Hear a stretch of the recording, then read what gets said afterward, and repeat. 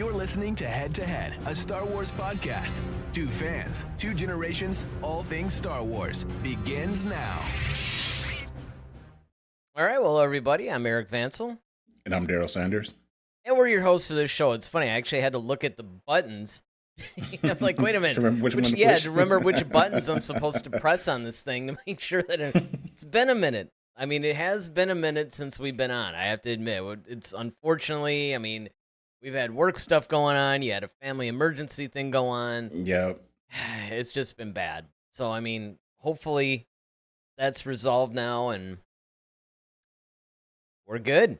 Yeah, we're good. Yeah, it's actually nice to be talking some Star Wars again after Absolutely. like so many weeks off. You know, there's a lot that's been happening, but again, you know, and I'm not even sure really. Is there anything that you've found that's really worth? I mean, we're already going to produce our next show. We haven't even gotten into this one, but right. I just want to, because this is kind of one of the more like, you know, evergreen type. You know, we could talk about this whenever, but I mean, is there any? It seems to me like there was a piece of news that came out that I thought that I was going to want to mention on the show when I thought it was going to be last week, and now I don't remember what it is.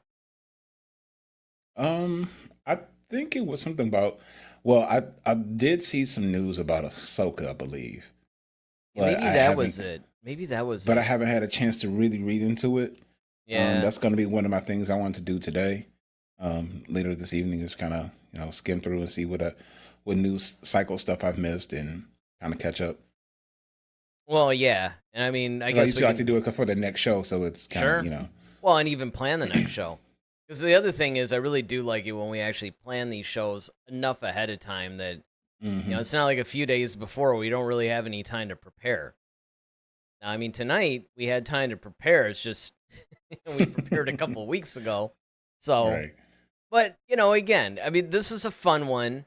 This one is one, again, it's one of the more, like, generic type shows that could be done really anytime. It's a good one to do in between news cycles, but also just really getting into things, you know? So we're not just reporting on the news. We've often said a million times that, look, we're not the type of YouTube channel that's strictly, hey, this is all the latest Star Wars news or whatever. I mean, we're more of a discussion-based show, which means a lot of times we'll take on different topics or maybe break down a character or, you know, you guys have seen when we did the Boba Fett versus Cad Bane thing. And, you know, if you didn't see that, make sure you catch that. That's on the channel.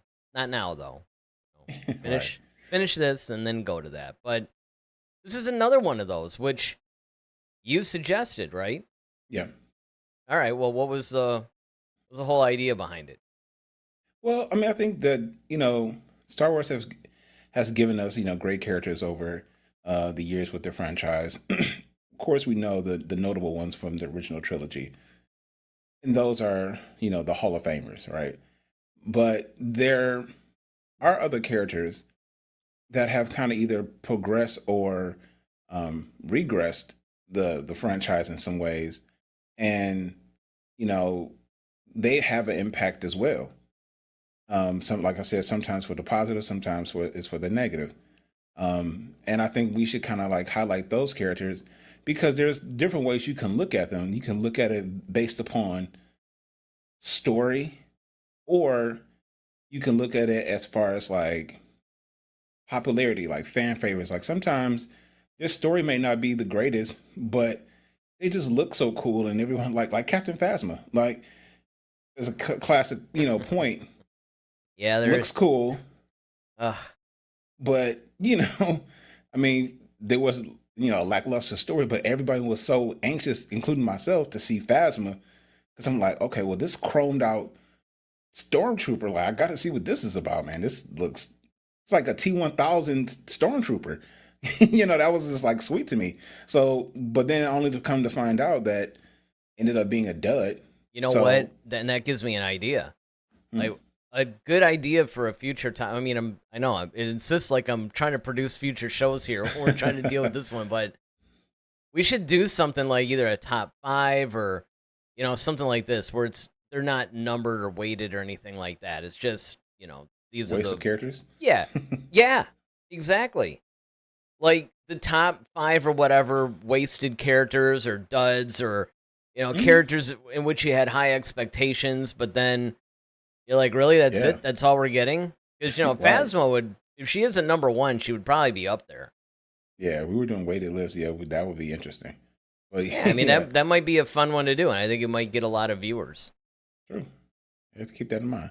All right. But yeah, that's kind of the motivation behind today. So it's just like, who had the biggest impact? And sometimes the impact is, like I said, story, but sometimes the impact is in a way like moving the franchise or becoming something new. And that creates an impact, as far as like, okay, this is where they're going with this. Interesting. So that's kind of, I'm mad. I should have thrown Thrawn in this, honestly, but forgot about it. Well, I mean, I think, look, and this is a good segue. This actually, I think, is a really, really good representation of what you're talking about. Because, I mean, yeah, look, there's a bunch of characters that we could have thrown into this thing. I mean, it's endless. And, of course, this is another thing, too. You talk to 5 different Star Wars fans, you're going to get, like, 5 different lists, right? Sure. I mean, there's just, like, a bunch of them. I mean, you could even argue, like, somebody like Finn. Finn. Yeah. I don't really know the argument right now. He just is the one that popped in my head because I was thinking of Rey. Because we have Rey up here. Yep. And, I mean, just in case anybody... Because, there's a few of these that are live action. You might be used to the more animated ones. I mean, you have Ahsoka up at the upper left. I mean, that makes sense. And then moving on to the right, you have Sabine, which, of course, is a live action version from the Ahsoka series. Then you have Grogu. Yeah. And then down below, you have the unkillable Darth Maul. And then you have Ezra Bridger, because that's another one where, he looks like Aladdin. In fact, he looks like one of the disciples, man. He does. Absolutely. You know what? It's so funny because when I saw it, I'm like, man, this looks like a still from The Chosen or something. It totally, completely. But yeah. Passion of the Christ over here, man. And then we also have the female Christ-like figure, Rey. Right, since we're talking about godlike figures, right? Right. So, but I mean, again, so this is really good. Like, for instance, just looking at Grogu. Now, Grogu's impact, I would say, is more cultural, right? Like, it had more of an impact, not so much as the character, but the fact that everybody went crazy for this character. Exactly. You had, like, teenage girls. Yeah. People didn't even watch Star Wars. Like, oh, he's so cute, though. And, yep. He became, like, the Stitch of, like, Star Wars. Like, Lilo and Stitch. Absolutely, yep. That's kind of like what he became. Oh, absolutely. I mean, you had people that you just knew, like, okay, there's no way in the world this is a Star Wars fan. I mean, again, you try not to make those stereotypical judgments, but especially wearing a Grogu shirt, it's like, all right, I know what this is. Yeah. And, I mean, unfortunately, that they got a really big boost from that. But it wasn't enough because, again, now The Mandalorian did support it and it did get big numbers. But the problem is they didn't continue that momentum that the Grogu craze started. Of course, at that time, he was Baby Yoda, right? I mean, by the time you actually knew it was Grogu, the whole Baby Yoda phase was kind of past. Yeah, but I mean, even though he still kind of further... Now, yeah, like you said, I completely agree with you, like, social phenomenon. But also, even in story, and even in canon, though, like the use of him, like his purpose, progressed the story a lot because they're looking to create Force entities or Force users, or being able to use the midichlorians or the M count of a Force user to create armies of basically Force users.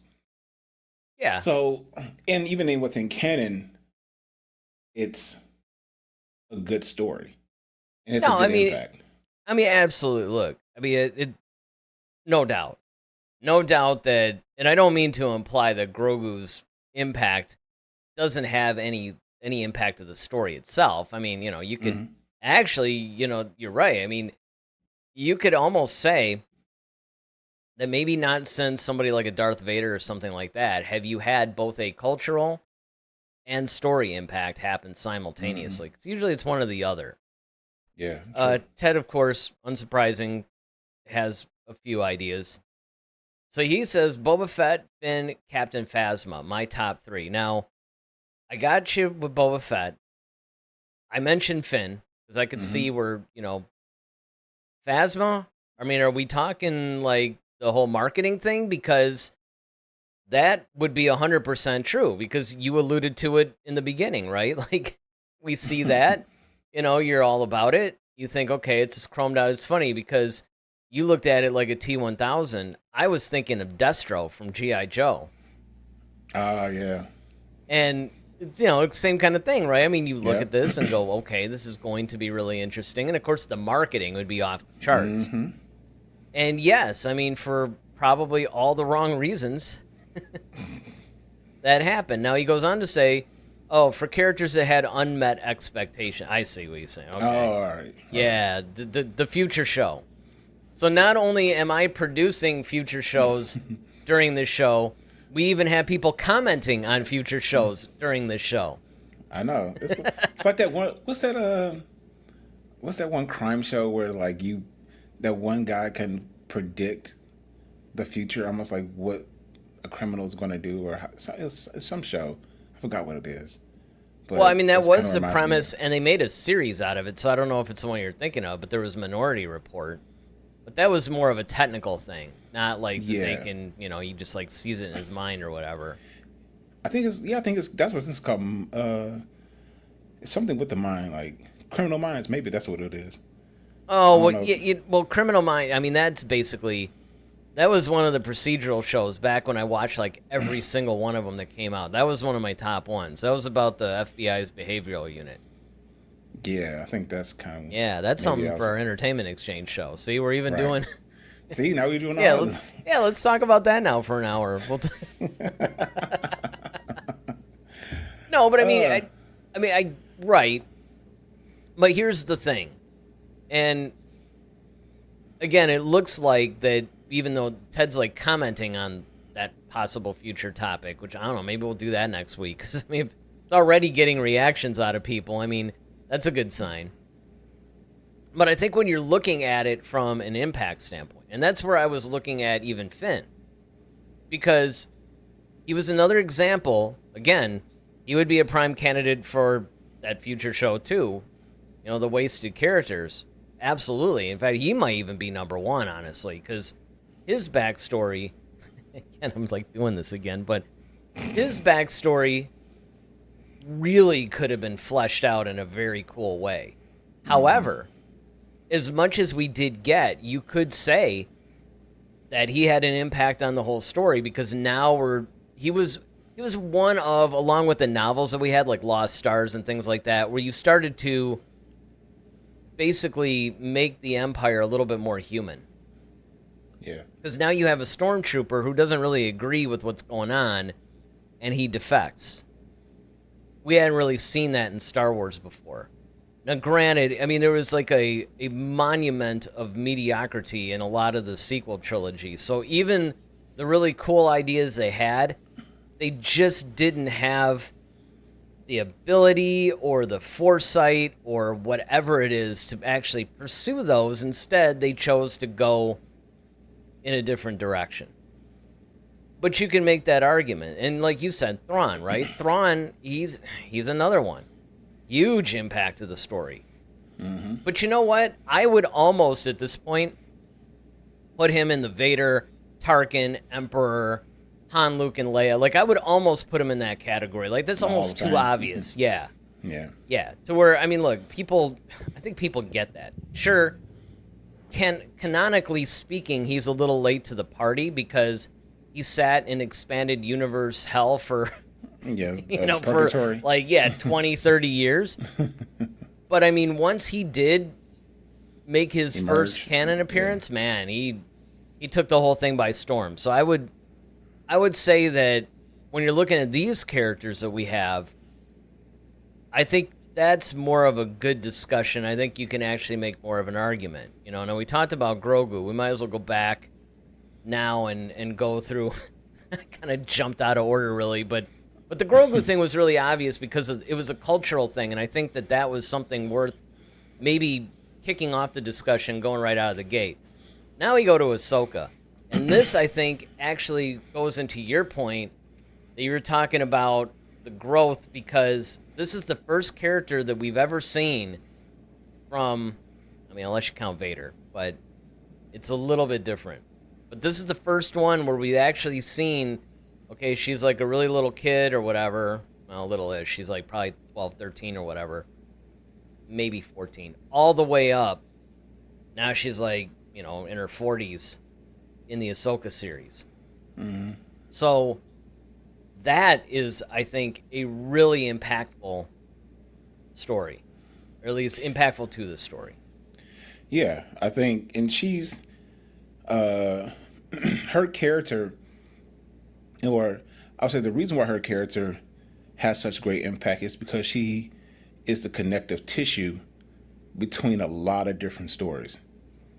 Because she connects you to the Clone Wars, she connects you to Anakin, she connects you to Obi-Wan, she also connects you to Ezra, she also connects you to even Luke, now that we've seen, and Grogu. So like, she's a bridge between a lot of different spaces. She also brings in a lot of newness in her era, which, like, the World Between Worlds is a prime example. And just a different level of unraveling of the story of Anakin / Vader. Seeing that conflict that she had, when she finally realizes Darth Vader is Anakin, and she goes to face him in that Sith temple, and just the weight and the gravity of that. But then also being able to see, like, Luke and realize how powerful Luke is, and her having that connection to the father, like, man, I get to see your kid. It's like, he saw me as a kid, and now I get to see your kid, and I see how powerful your kid is, and it's just a weird, I won't say weird, but it's just a very unique perspective that she brings, because, like I said, she's seen so much, and like you said, we basically grew up with Ahsoka in a way. Even though we were already grown, we've watched her grow up, and we've watched her evolve from a character that most people could not stand to, like, now she's so beloved, and it's like, man, you hate to see anything bad happen to her. Well, and that's, if you want to look at the impact, so you have, and again, that's why I like the fact that when you presented this, you kept the topic intentionally vague, because it's which character made the biggest impact. It could be on a lot of things. It could be on the audience. It could be on the story. It could be on other characters. It could be, there's a lot of different directions you can go with this thing. But that's a really good point, too, because you took a character that most people really didn't like her at first. I was one of those people. Mm-hmm. Where I'm like, oh man, I looked at her honestly as the new, like, Jedi Jar Jar. Yep. That's pretty much the category that I put her in. I'm like, oh man, she's gonna be like this plucky comic relief thing, and it's gonna be Jar Jar all over again. Who she kind of reminds? Just thinking for a second, her relationship with Anakin kind of reminds me of the same relationship. If you kind of look at the way they talk to each other and the way they interact, it kind of reminds me of when Tony Stark first met Peter Parker. And, he's like, oh, and he's trying to basically, like, look, just be a friendly neighborhood Spider-Man. Don't try to go out here and do too much. I like what you do. You're a good kid. Just kind of stay here. And he's trying to kind of protect him. But he's kind of feel like, well, but I feel like I can do so much more, and I can do all this other stuff. And so in their byplay, how he bails him out of trouble, but then sometimes Tony might have to use him. and that's kind of how I look at Ahsoka and Anakin. Mm-hmm. Well, yeah, and I mean, in another Star Wars comparison would be Obi-Wan to Anakin. Mm-hmm. The Obi-Wan Anakin relationship is very, very parallel because much like Anakin rejected the idea of teaching Ahsoka, and Yoda basically made him do it. That was kind of how. Obi-Wan. Yeah, Anakin was Yeah. pretty much thrust on Obi-Wan. He's just like, Yep. well, I didn't want it. That was Qui-Gon's thing. That's not Qui-Gon's me. thing, I'm not. Find somebody else, kind of thing. So Get someone else to do it. and the relationships ended up being very similar. So I mean, there's definitely a parallel there, and there's also a parallel between the Ahsoka, well, kind of. The impact, I would say, is roughly up there with the Anakin Vader thing because we have seen so much of her life. We've seen so much of her. We've seen her grow. We've seen her almost go dark a couple of times. Of course, unlike Anakin, she never really does. But I mean, there's a lot of parallels. She's kind of that same reckless.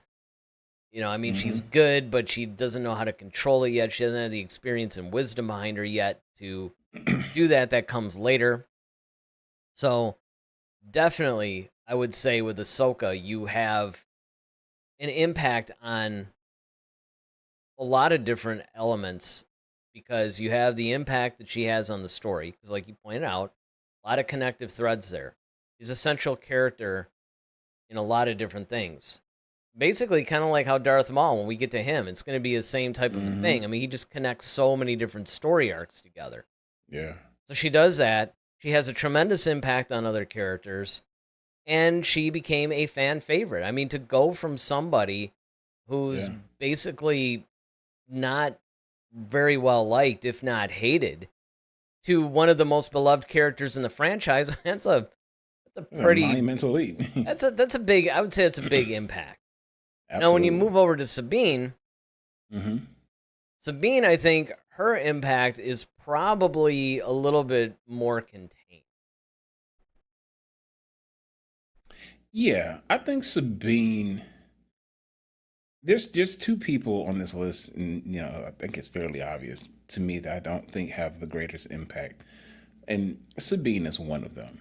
I think the other one is pretty obvious too, so far at least.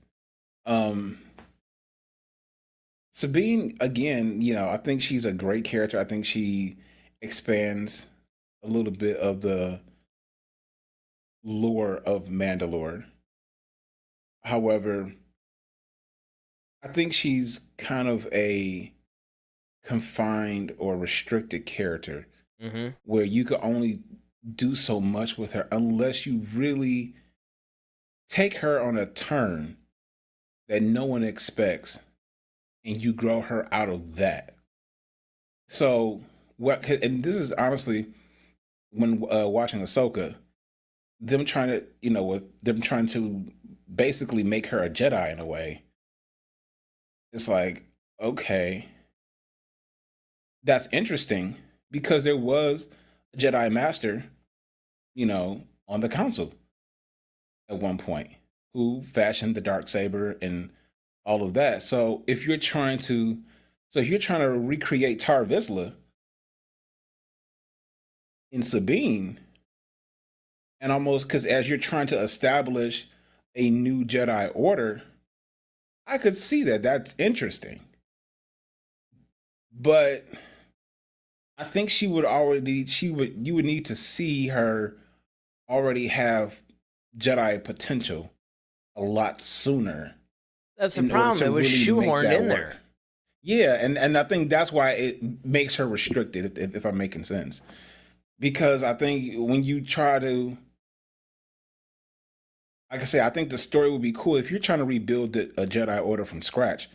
And at one point, like I said, Tar Vizsla was, I think that's who it was. Mm-hmm. Yeah, He was the He was a Mandalorian. Mandalorian that was. He was the Jedi Mandalorian that master, sat basically. on the council. And on the council, yeah. Yeah, so if you're trying to like almost do a retro thing and say like, hey, we got all these different players from different places. At one point, we did have a Mandalorian. We had another one again, but this time it's a woman, and it's okay. she's the new leader of Mandalore, and she's, there's a story there, sure. I just think that if you're going to push that narrative, something needed to happen in Rebels to really, and that's what I thought that we were gonna do when Kanan started training Sabine. You see what I'm saying? Like, well, and that's probably what gave them the idea. Hey, you remember back when that happened in Rebels? Why don't we bring that out in this? But it was just done wrong. It was just done wrong, absolutely. Like most things in Disney Star Wars. Right. I mean, they'll come up with something because, again, I mean, that's more of a long game kind of a plot. You can't just, and it was so rushed, and it was to the point where the first third of that whole series was about Sabine. Yeah, it's like, okay, I tuned into Ahsoka. Why am I getting this? This isn't what I want to see. And then when you see her, it's like she really can't do anything as a Jedi.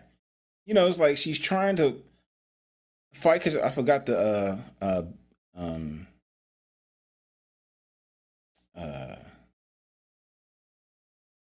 Balin Skulls, or who's it?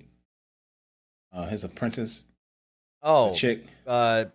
Shin something, yes. Yeah. But her. Which, ironically, that actress is the star of the new Megan movie. She's like the evil robot that Megan now has to fight. Oh, wow. In Megan 2.0, yeah. She's... I keep wanting to say it's like Shin Hati or something like that. Yeah, that's it. Yep. That's it. Okay. Yep, you got it. And, yeah, she was getting her butt, basically handed to her. So it's just kind of like... Yeah, I know. You're not really showing us, like, okay, at least make it a good fight, at least. Well, here's the to problem. make us at least believe it. The biggest problem, and I don't know why this is, because the same thing happened with Boba Fett. It's like, when these characters are in The Mandalorian, they're exactly who you want them to be. With exactly the skill and everything. I mean, when Ahsoka made her first appearance in The Mandalorian, it was awesome. She was awesome. She was highly skilled. She was also very wise. She's given Din some counsel. She's given Luke counsel. I mean, it's like, they're exactly who they're supposed to be. Same thing with Boba Fett. He was that ruthless, Yep. Take no prisoners, highly skilled. He was exactly who we had always wanted to see. Not the bumbling idiot from Return of the Jedi. But now it's like, okay, this is what we wanted to see from Boba Fett. And then they get their series, and then I don't know what happens. Like, they change the characters up. I've often said, I mean, first of all, Ahsoka doesn't even really appear more than just as a side character until like practically halfway into the series. And then the second thing is that all she seems to do is just say some condescending thing and fold her arms. It's like, all right. I mean, like Grumpy Luke. there was a little bit of I got my hopes up a little when she fought, she fought in the temple. Like that weird ruins or whatever that she was. Oh, she fought, what's her face? It wasn't one of the witches, was it? No, it was the chick from well, yeah, and she was one of the witches. The one that was in The Mandalorian with her. The one that was like kind of like they even did the whole they did that whole series, or not whole series. But Morgan Elsbeth. Yeah. Yeah, Morgan Elsbeth, that's what it was. Yeah. So I mean, that was cool. That was the best. Exactly. That's what we wanted to see from that character, but that's not what we saw. Right. So the problem is that you have this really cool thing, and then you diminish the character, so you diminish their impact as well. And now with Sabine, it's almost the same thing. It's like, okay, well, I get it. You're trying to turn her into kind of like a little Jedi type, or at the very least, a Force user. But that's not what was established in Rebels. Now, granted, you could say, yeah, but that was like, 10 years ago or something like that. And I mean, okay, whatever. But if they wanted to do that, they should have implied that all the struggles that she had trying to muster up even the slightest bit of Force power should have happened off screen, like in the interim. You know, they could have even done the whole Family Guy thing. Yeah, you remember the time that you tried to, move that coffee cup or something like that? And that was like, because if it had been done in between Rebels and Ahsoka, that would have been fine. Then you could establish, oh yeah, well, she's a Jedi now, and this is what we're doing. I'm trying to rebuild the Order. She's kind of new still, but, she has a foundation that we can work from. But instead, they wanted to maybe to create drama, maybe to create some sort of interest, maybe to do something that you don't see too much. I mean, some of the stuff was cool that they were trying to do on screen because what was the joke that this was supposed to be like Rebel season 5 or something, the Ahsoka series. And that's essentially what it is. Oh man, I think I kicked my light out. Huh. Hold on. You went to the dark side. Yeah, I did. This actually kind of looks cool though. I might keep it like this. Got that like dark and brooding It's like a little, you're doing this thing from like an FBI See, this is why man, I always have to I always do this. It never fails. Like every time. I'm always like moving my feet and kicking things or whatever. I don't know. But I mean that I think more than anything is the problem. Is the fact that they try to do these things and they try to shoehorn all these different elements in, and it just doesn't, it's not only doesn't it make sense, but it actually compromises not only the story, but like I said, the impact they had. Yeah. Now let me get to this comment that Ted made a little while ago, because I want to keep our audience engaged in this. He says, from your list of impact characters, I say Ahsoka, as she touched on prequels, original movie characters, as well as 2 cartoons, animated shows, and the Mandoverse shows. Okay, so he's kind of riding, along what we had said before, and that's true. However, it should be noted, though, that in some ways they've done that, but they're also, in some ways, destroying the characters, too. And that's where it gets into something that you brought up at the beginning of the show, that we can even discuss the negative impact. Like, not everything has to have a positive impact. When we say the most, the biggest impact, it could be the biggest negative impact, too. Yeah, because there's definitely a couple of characters that's coming up that definitely foot that bill. We got Maul next. Yeah, Maul's next. Go ahead. So, yeah, we'll do that. So you start talking about Maul. I'm gonna see if I can plug my light in. Okay. Well, Darth Darterius Maul is one of those guys that never seems to just give him a middle name. I did. That'd be great. It's like Yoda Johnson. Right. So Darth Maul, the thing about him, and he's such a cool character. And at first, he could, not to go back to our other show because we're doing so well, but he could have been on those wasted character lists. But thankfully, he's been resurrected more times than we can count. Yeah, I was going to say he can't. I mean, if it was only episode 1, I would be with you on that. Right, that's what I'm saying. But now, we have to place him in a different category because Maul spans again different time periods because he's definitely honed in the prequels. However, he does transition into Rebels. He does also,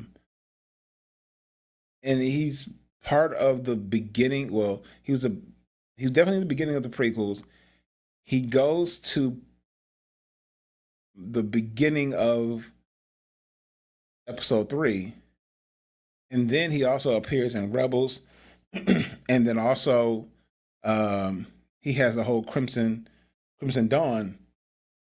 Which he meets his end pretty much not too long before episode 4. Is that right before in the 4. last? Yeah, I mean it's right before, maybe I don't know. It could be weeks, could be months. I'm not really sure. Wherever, because it was kind of epilogue-y too when Rebels ended. Right. So you're not really sure, but it was somewhere in there. If you guys want to, if anybody knows like the exact time, like BBY or whatever, you can let us know. As I'm sure it's out there somewhere. And I remember reading it. I remember too that there was some conflicting reports or whatever. But I mean, we know that essentially Rebels ends, well, the proper show ends like maybe a month or two before the events of Rogue One. And then of course they did that whole epilogue thing that takes place like even after episode 6. So you can't really count that. But it's a month or two beforehand. So that's where Maul meets his end. But before that, it's funny because he's one of those guys where, like you said, he started out being what I would think would be underutilized. I mean, when he met his end, and that's not to say every time you create a cool character, they have to live on because they're so cool. I mean, sometimes it does work to create somebody super cool and then off them because that actually is what creates the drama and the tension or whatever. But this is the first time that we saw a Sith Lord other than Vader at that point. Yeah. Well, and the Emperor, if you want to be technical. Right. So it was like, man, that would have been really cool. And then of course they resurrect him, which I thought was cheesy, but then the way that they kept using him was really good because another idea while we were talking is, when you talk about like top 5 wasted characters, we could also talk about like top 5 overused characters as well. These people where they keep going back to the well. And the question is, does it make good dramatic or story-based sense? Or is it just to, keep selling tickets, basically? Right. Or keep streaming numbers high or whatever. Now, in the case of Maul, I would say that's not necessarily the case because he did have a huge impact on the story. He definitely had an impact on other characters as well, like big time. Well, the thing I love about what they did with Maul is that they didn't allow him to compete where he doesn't compare.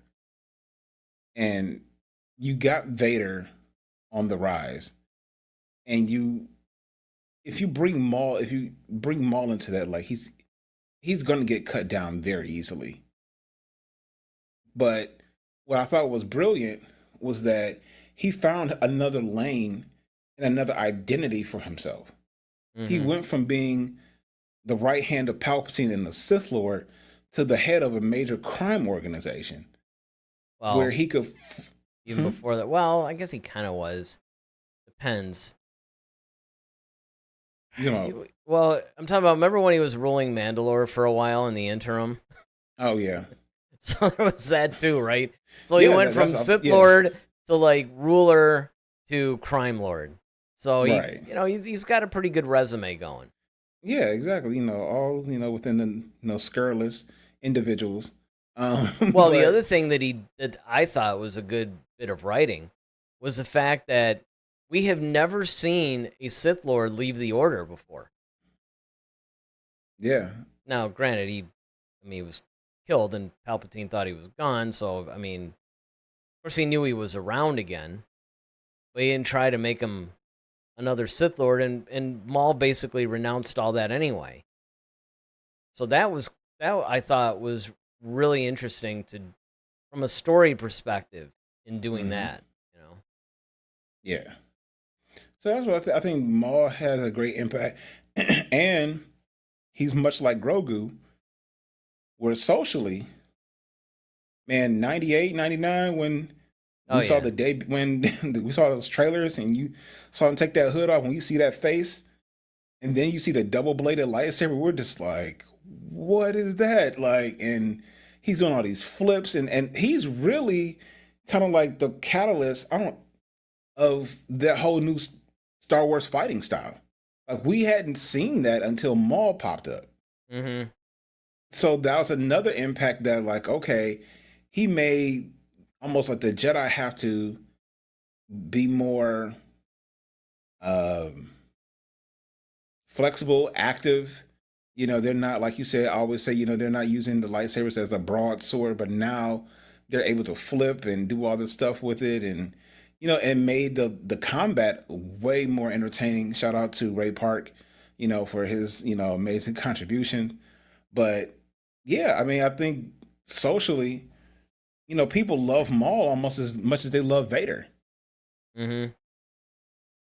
Yeah, without question. Well, now we go to Ezra. Ah, yes. Even his name sounds like it's from the Bible. I know. Well, it is from the Bible. Old Testament, anyway. Yep.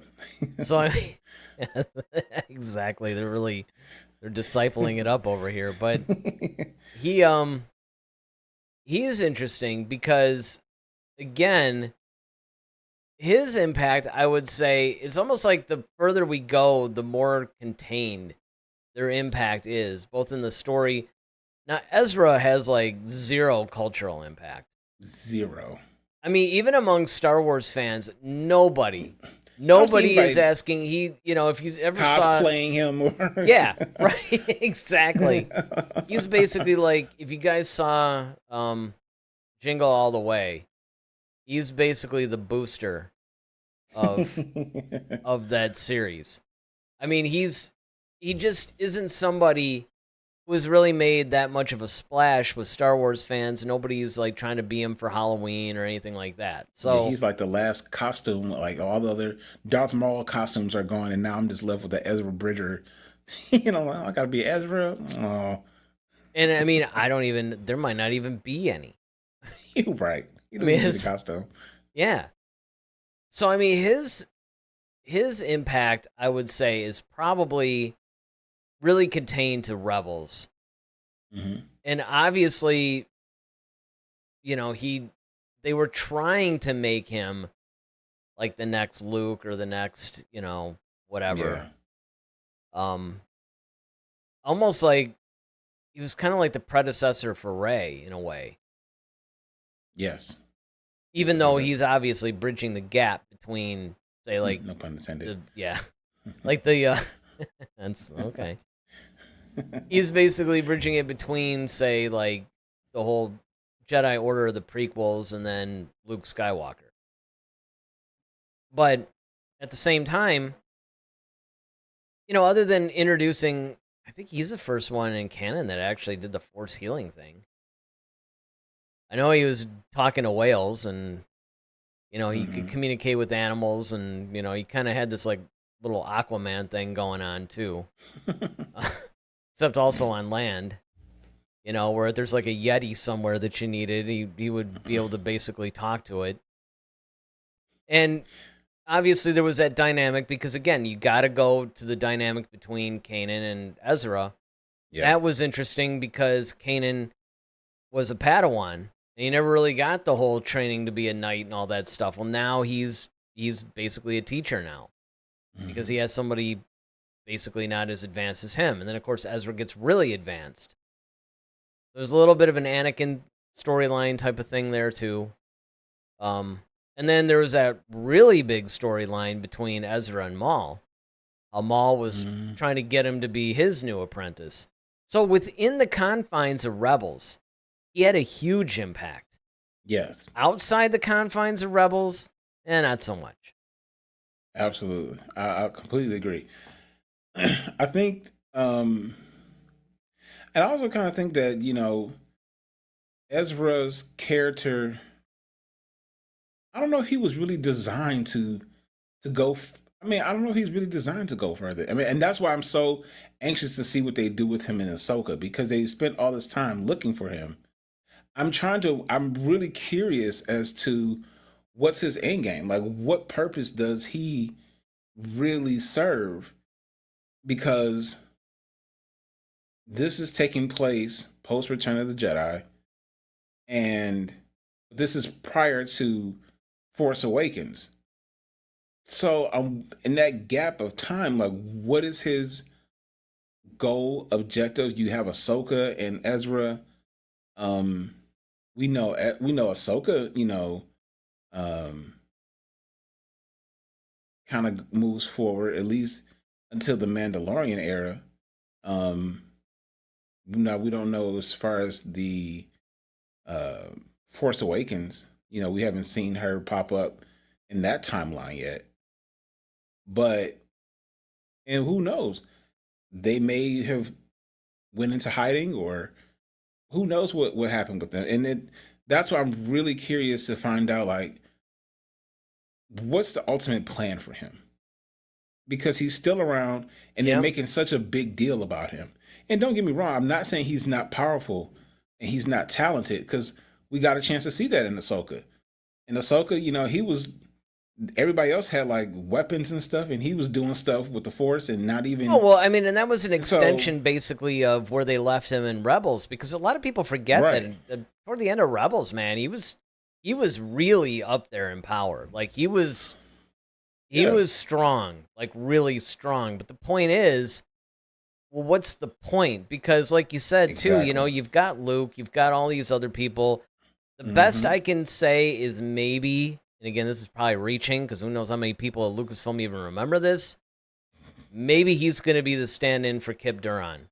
So Kip Duran was like the main, like Luke's right-hand man almost in the Hmm. expanded universe. He was kind of like the star Jedi pupil or whatever that actually grew to be really powerful and actually exceeded Luke even as far as swordsmanship, but Hmm. nowhere near like power. But he was like number 2, but it was like a really distant number 2. So you could, I guess, take the Ezra character and morph him into that, and that would make some sense. But yeah, who knows?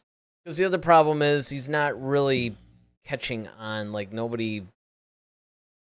And to be fair, he did only make the appearance toward the end of Ahsoka. I mean, otherwise he was basically relegated to just the Rebel series. But even in the Rebel series, it wasn't like people were. Nobody was wearing Clamoring. Ezra T-shirts, and Right. there were no Ezra stickers on anybody's like, phones or something. I mean, nobody's got the Ezra wallpaper on their computers. I mean, it just, yeah, I don't know. Yeah. I mean, Kanan actually, I think was more powerful or popular than Ezra, Popular. Yeah. and you could argue he was the one that probably made the bigger impact out of the two. Well, Chopper honestly probably made a bigger impact than. Right, but I mean, this is what was on the list. Yeah, I know. So that's what we had. And I mean, and again, I mean, it's fine because the idea wasn't like, who made the biggest impact, period. It's really more out of these characters.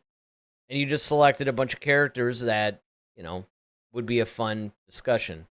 All right. Oh, this is good. Ted basically says, Chopper. Yeah, well, Yeah. you could make the Chopper was, argument. hey, Chopper was hilarious. All Um, right. so now Yeah, now we go to, of course, well, we know Mary they Sue. wanted her, yes, to be the biggest impact. Mary Skywalker herself, Rey. Yes. Ray Lucille Skywalker. Now, if Ronaldo were with us tonight, he would be totally making the argument here for her. Yeah. Um so here's a couple of things. I think socially she's had some impact because of she's the front person for the new regime of Star Wars. Um and she's a woman. So I think to go along with Kathleen Kennedy's whole Force is female and the whole agenda thing that she has, Bray socially, you know, fit that. And you did see little girls definitely cosplaying as Ray. Um, I think in canon,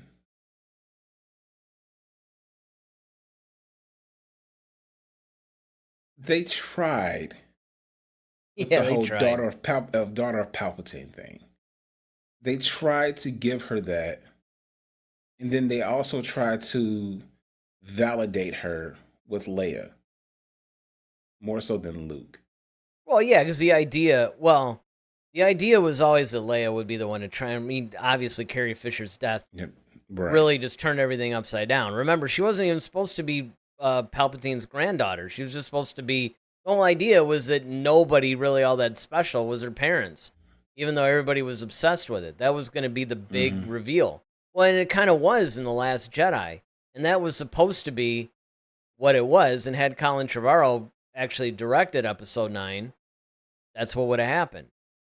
But it didn't, because they needed to do something, right? And so they brought Palpatine back. And so this is a good example, I think, of negative impact culturally, but yet her impact, I mean, if you're going to go story-wise, I mean, you would... It's negative. Well, yeah, but I mean, you would... And it is, but I mean, her impact is huge because, you know, she's the one that ultimately takes out Palpatine, technically. Right. And, you know, there's just a lot going on. But yeah, I mean, I would say there's a lot of negative impacts all the way around, really. Which is why they again postponed her movie. Like they've shelved it yet again. Yeah. I think just the fact that she left, and not Daisy Ridley, but the character Rey left such a bad taste. Yeah, I know. I want to make sure I'm clear on that. Yes. But I think she's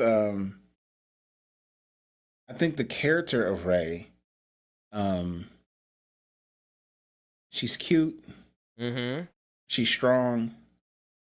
She's kind of got that, Leia go get 'em attitude. The thing is that we didn't see enough of her struggle to really become what they want us to believe that she becomes.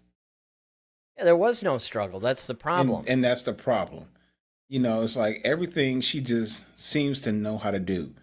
It's like, oh, okay, I can just jump into a Millennium Falcon and I know how to, like, you've been stuck on this planet on Jakku for like ever.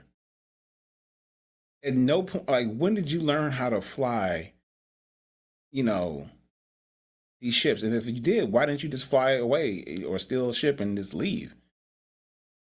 I mean, I get it. She thought her parents were coming back to Jakku, so she wanted to stay. I mean, I guess. But it just seems like, I know. Again, though, like you know how to change, you know how to do hyperdrive stuff. Like, it's just a lot of things for you just to be a scavenger too. Like, you could been making money fixing ships and stuff. Because she's like, no, don't do this. You're gonna burn that out. You got, like, okay, all this stuff. Yeah, she could have been on the crew of a ship or anything. Yeah, but you're still bouncing around, these Star Destroyers that's been like stuck in the sand. And that's just even the more like practically mechanical stuff. Then you get to the Force, it's like, okay, she suddenly, after her second only attempt, she can suddenly do the mind trick and yep. All this stuff with like no training, and it's just like, okay, man, you're reaching. And they're like, well, Luke didn't have that much training, but he had a struggle. It's like, if you look at it, he was struggling. I mean, if you look at A New Hope, okay, put this blast shield on, and he gets shot at a few times. He can't deflect the laser bolts because he doesn't know how, and he's growing through that and understanding the Force. And of course, in Empire, and even in that, he had Obi-Wan still sitting there, guiding him. Teaching him as he's doing it. Right. And then, of course, he's trying to do the whole thing, basically the telekinesis thing, for bringing the lightsaber to his hand when he was captured by the Wampa, and that took, I mean, it wasn't like he was really struggling, yeah. And then, of course, Yoda's training, so yeah, he didn't have as much, and this is like the grandson of the Force. Yeah, and that's the thing, is like, to your point, Eric, you have the grandson of the Force, and you're still being taught and guided by two of the most powerful Force users, Obi-Wan and Yoda. You had time and training, and like, he was with Yoda for a month or something on Dagobah. I think that's what they said. Yeah, I think they said a month. So, yeah, and Yoda, he's been teaching people for eons and younglings. So it's like, okay, yeah, this comes easy to him. So the thing is, you got Rey, like you said, no training at all. No one's guiding her. she's just sticking her hand out and it's like, it'll work. Yeah, no. Yeah, and then, then she gets a lightsaber, and now she's going up against Kylo at the end. It's just, and it only gets worse from there. Yeah. The and Force lightning thing was another, like, blowing up the ship with that she that thought one, was you know what? That I could actually give a free pass to, because she was just experiencing complete desperation and just pure emotion, which of course is the key to the dark side. And so she accidentally unleashes a dark side power. I can let it go. I don't necessarily think that, again, we've never even established any of this. They're doing that because now the filmmakers have to go, hey, we got to foreshadow the fact that she's the granddaughter of Palpatine. Well, how do we do that? Well, we'll have her use Palpatine's signature, move. There's just so much that was wrong. And so much that was wrong with that character. All right, so given all of this, we've kind of broken each one of these characters down.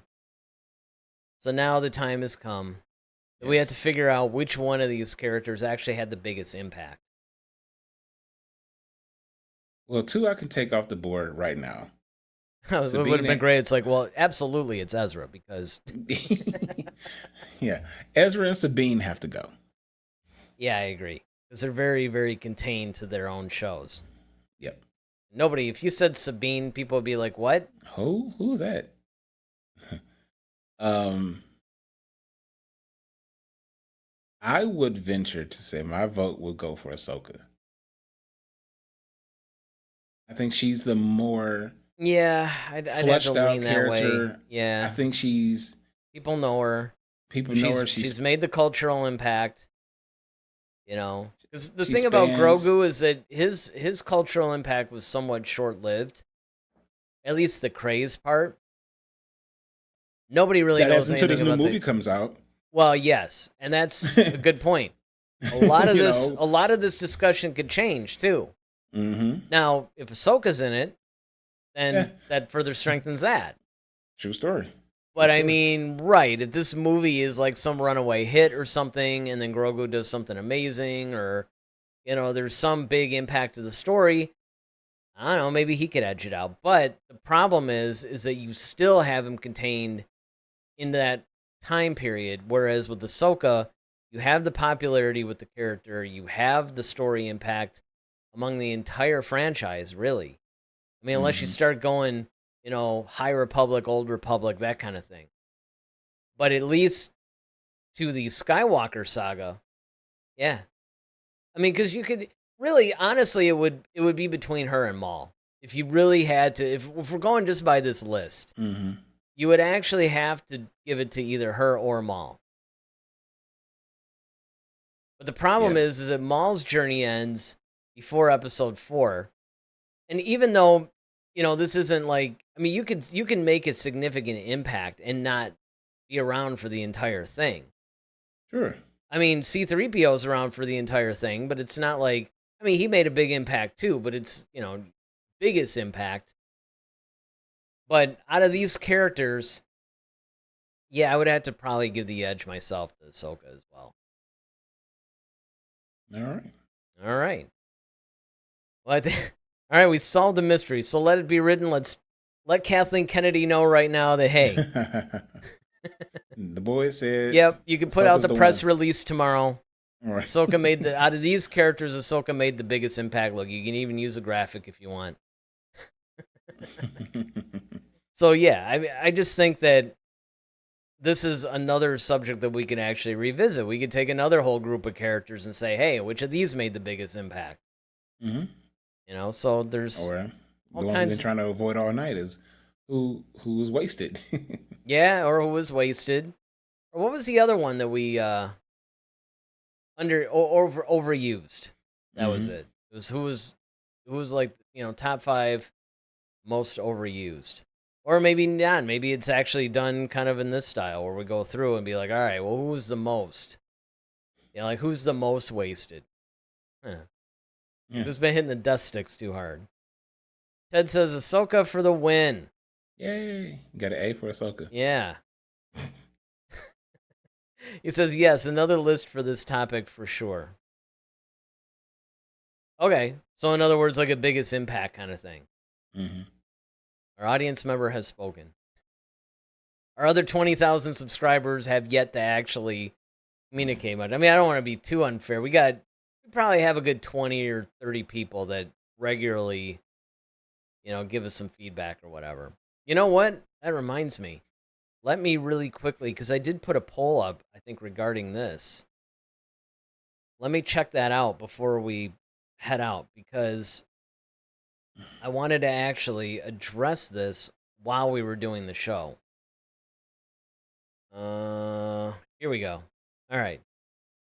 So we couldn't, for some reason, YouTube doesn't let you do more than like 4, and we had 6, so I had to leave 2 of them off.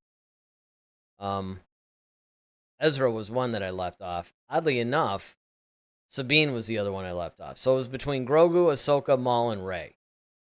75% said Ahsoka. 25% said Grogu. So, which is interesting because nobody said Maul, but yet Grogu was the other one. So it does go to show that, the whole like cultural impact, or I should just say like a craze. Because that's what it was. Everybody went Baby Yoda crazy, and he became, kind of like a viral moment. Mm-hmm. Right? So there's something to be said for that, because even if you're a former viral moment, if you refer to it, people kind of forget about them, and they're not really in the forefront of the mind. But if hey man, you remember when the Baby Yoda thing was a thing? Oh yeah. I mean, people remember that, right? So, so yeah. So there is something to be said for that. So on the polls anyway, Ahsoka still wins. But Grogu is the one that actually came in number 2. Rey didn't get any votes, and Maul didn't get any votes, which I'm really kind of surprised, actually, because... Wow. Yeah. Yeah, that is surprising. I wonder who's voting. It's like, of course we want people to subscribe. I mean, it should be like, all right, you got to take this short quiz, almost like when you're joining, social media groups like on Facebook or something, and right. The administrators will give you like a little quiz to make sure that you really legit. are there, that yeah, exactly, that you're legit. You're not a bot, you're not a troll, you're not, just there to stir up trouble or, leave a bunch of porn links or something. All right, so we got a lot of possible topics for next week. So what we'll do is we'll narrow it down to one of those, or maybe it'll be something else. Maybe Kathleen Kennedy will actually step down. Who knows? But if there's news, we'll definitely cover it. So with that, I'm Eric Vansel. I'm Daryl Sanders. May the Force be with you. Always. Head to Head, a Star Wars podcast. Be sure to follow us on Twitter @HeadToHeadSW. Submit your questions for our next show. Visit our official website at headtoheadswpodcast.com. Until next time, may the Force be with you, always.